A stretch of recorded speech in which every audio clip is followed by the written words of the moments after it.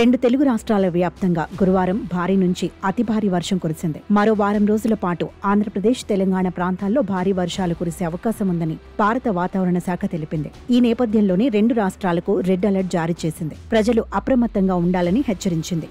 అంతేకాదు, రానున్న 5 రోజుల పాటు గంటకు 40 నుంచి 50 కిలోమీటర్ల వేగంతో ఈదురుగాలులు వీచే అవకాశం ఉందని తెలిపింది. శుక్రవారం ఆంధ్రప్రదేశ్ రాష్ట్రంలోని పలు జిల్లాల్లో భారీ వర్షాలు కురిసే అవకాశం ఉందని విపత్తుల నిర్వహణ సంస్థ తెలిపింది. జూలై 18న ఎన్టీఆర్, బాపట్ల, పల్నాడు, గుంటూరు, ప్రకాశం, శ్రీ పొట్టి శ్రీరాములు నెల్లూరు, కర్నూలు, నంద్యాల, అనంతపురం, శ్రీ సత్యసాయి, వైఎస్ఆర్ కడప, అన్నమయ్య, చిత్తూరు, తిరుపతి జిల్లాల్లో మోస్తరు నుంచి భారీ వర్షాలు కురిసే అవకాశం ఉందని వెల్లడించింది.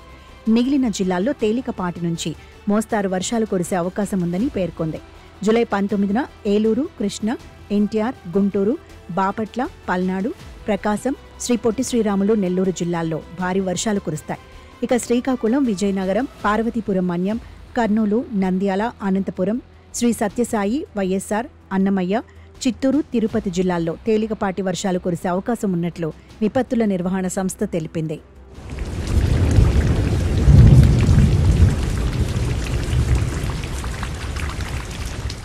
తెలంగాణలో భారీ వర్షాలు కురుస్తాయని వాతావరణ శాఖ ప్రకటించింది. గురువారం సాయంత్రం నుండి మొదలైన వర్షాలు కొనసాగుతాయని, మరికొన్ని జిల్లాలకు ఈ వానలు విస్తరిస్తాయని వెల్లడించింది. 7 జిల్లాల్లో భారీ నుండి అతి భారీ వర్షాలు కురిసే అవకాశాలుండటంతో ఎల్లో అలర్ట్ జారీ చేసింది హైదరాబాద్ వాతావరణ కేంద్రం.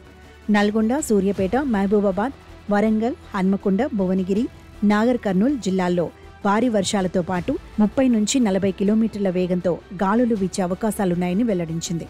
కాబట్టి ఈ జిల్లాలకు అలర్ట్ ప్రకటించిన వాతావరణ శాఖ ప్రజలు ముందుగానే జాగ్రత్త పడాలని సూచించింది.